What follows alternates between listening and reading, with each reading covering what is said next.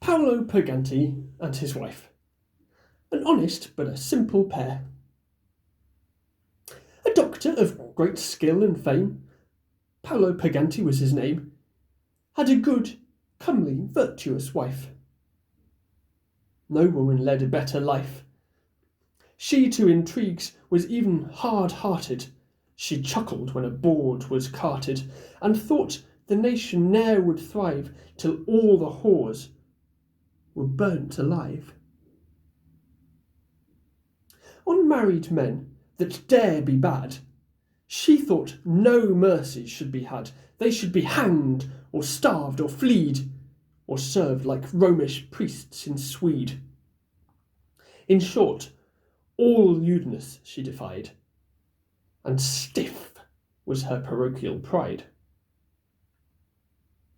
Yet in an honest way the dame was a great lover of the same, and could from Scripture take her cue that husbands should give wives their due. Her prudence did so justly steer between the gay and the severe, that if in some regards she chose to curb poor Paulo in too close, in others she relaxed again and governed with a looser rein. Thus, though she strictly did confine the doctor from excess of wine, with oysters, eggs, and vermicelli, she let him almost burst his belly. Thus drying coffee was denied, but chocolate that loss supplied. And for tobacco, who could bear it? Filthy concomitant of claret. Blessed revolution, one might see. Eringa roots and boe tea. She often set the doctor's band, and stroked his beard and squeezed his hand. Kindly complained that afternoon he went to pore on books too soon. She held it wholesomer by much to rest a little on the couch. About his waist in bed o' nights she clung so close for fear of sprites. The doctor understood the call, but had not always wherewithal. The lion's skin, too short, as Plutarch's morals finally show, was lengthened by the fox's tail, and art supplies where strength may fail. Unwilling then in arms to meet the enemy he could not beat, he strove to lengthen the campaign and save his forces by chicane. Fabius, the Roman chief, who thus by fair retreat grew Maximus, shows us that all that warrior can do with force inferior is cunctando. One day then, as the foe drew near, with love and joy and life and dear, our Don, who knew this tittle-tattle, did, sure as trumpet, call to battle, thought it extremely apropos to ward against the coming blow. To ward? But how? Ay, there's the question. Fierce the assault, unarmed the bastion. The doctor feigned a strange surprise.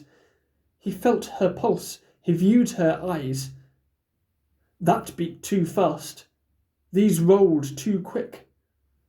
She was, he said, or would be, sick.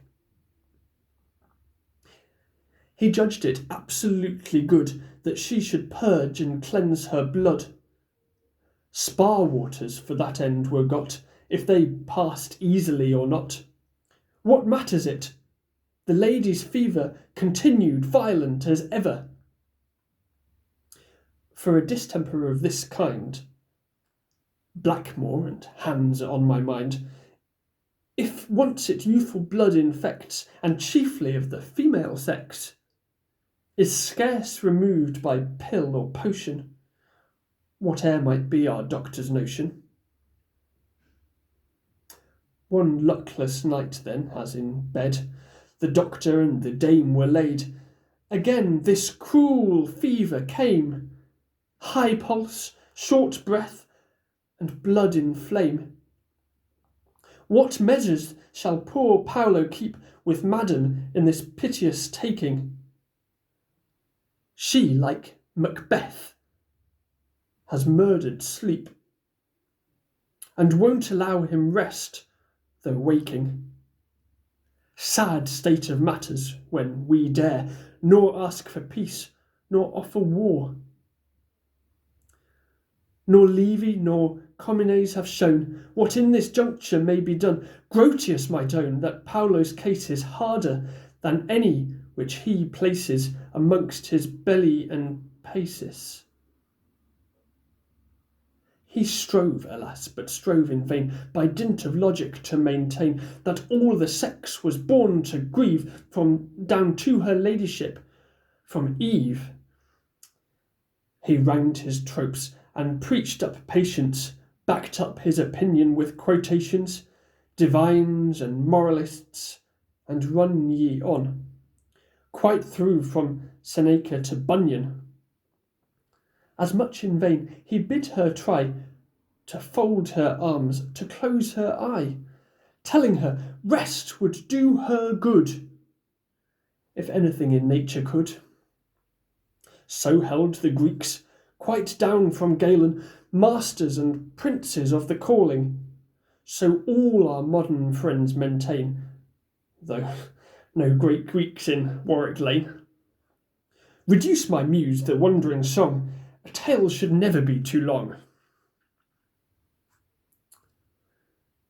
The more he talked, the more she burned, and sighed and tossed, and groaned and turned, and whispered something in his ear.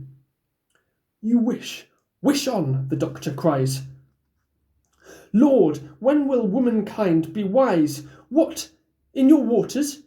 Are you mad? Why, poison is not half so bad. I'll do it. But I give you warning. You'll die before tomorrow morning. 'Tis kind, my dear, what you advise.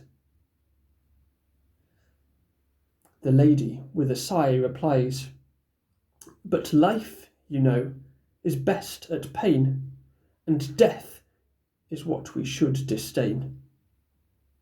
So do it, therefore, and adieu, for I will die for love of you.